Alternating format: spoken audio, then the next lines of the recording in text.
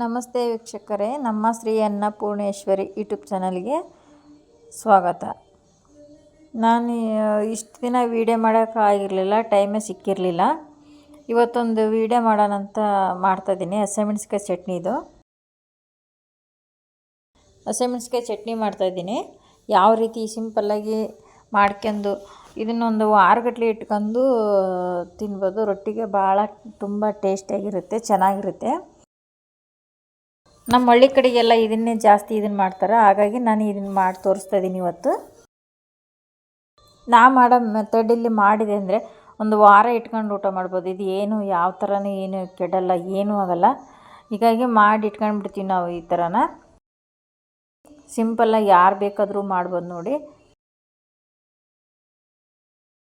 ಸ್ವಲ್ಪ ಬೆಲ್ಲ ತಗೊಂಡಿದ್ದೀನಿ, ಕೊತ್ತಂಬರಿ ಸೊಪ್ಪು, ರುಚಿ ತಕ್ಕಷ್ಟು ಉಪ್ಪು, ಸ್ವಲ್ಪ ಹುಣಸೆಹಣ್ಣು ತಗೊಂಡಿದ್ದೀನಿ, ಸ್ವಲ್ಪ ಜೀರಿಗೆ ಹಾಕ್ತಾಯಿದ್ದೀನಿ ನೋಡಿ.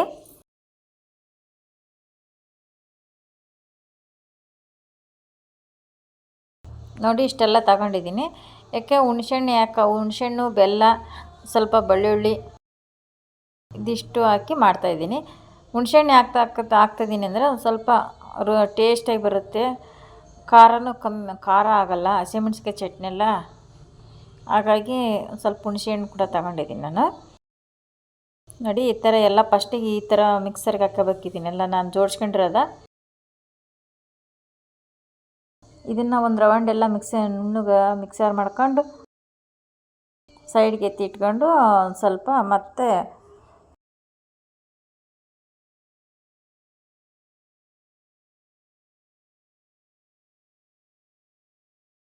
ನೋಡಿ ಈ ಥರ ಆಗಿದೆ. ಸಾಕಿದಕ್ಕೆ ಇನ್ನು ಸ್ವಲ್ಪ ಹಸಿಮೆಣ್ಸಿಕಾಯಿ ಹಾಕಿ ಮಿಕ್ಸಿ ಮಾಡಿಬಿಟ್ರೆ ಕರೆಕ್ಟಾಗಿ ಆಗುತ್ತೆ.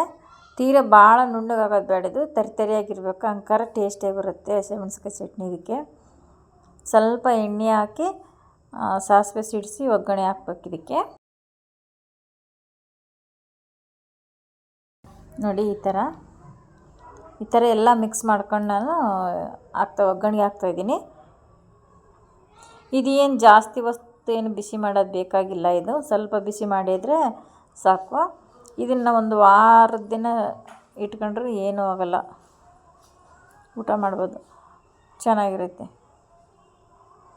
ಅರ್ಜೆಂಟಿಗೆ ಏನಾದರೂ ಬೇಕಾದ್ರೆ ಬರೀ ಪಲ್ಯಗಳು ಅವನ್ನೆಲ್ಲ ತಿನ್ನೋಕ್ಕಾಗಲ್ಲ.